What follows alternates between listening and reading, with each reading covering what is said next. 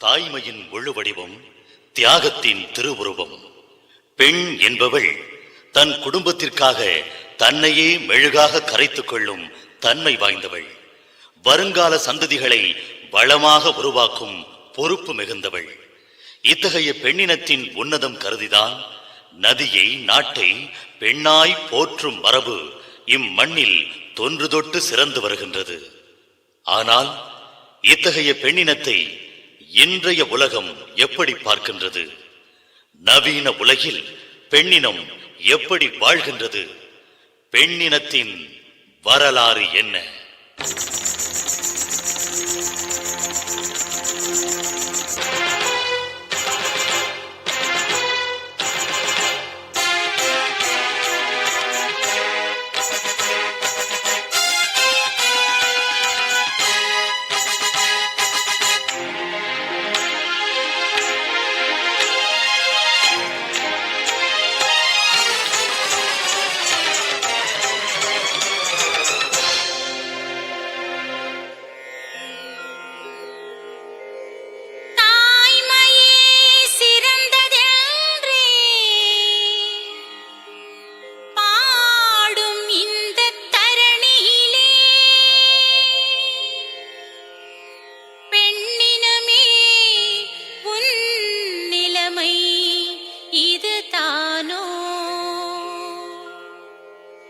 சந்ததியை ஆக்குகின்ற சந்நிதியாய் வாழ்பவளே,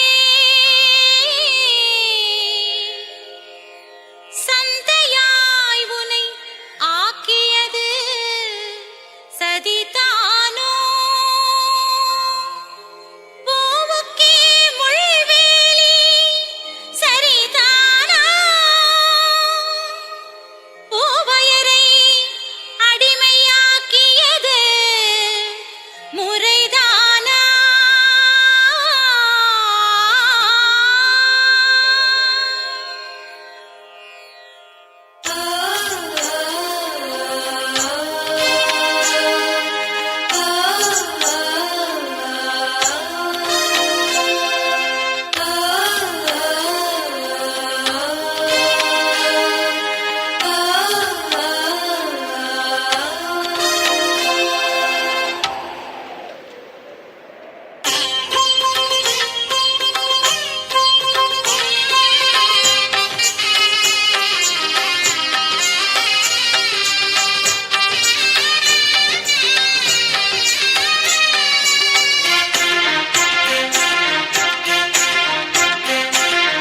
எத்தனை கொடுமை, எத்தனை மடமை இத்தனை பெண்களின் வாழ்வினிலே. எத்தனை கொடுமை, எத்தனை மடமை இத்தனை பெண்களின் வாழ்வினிலே.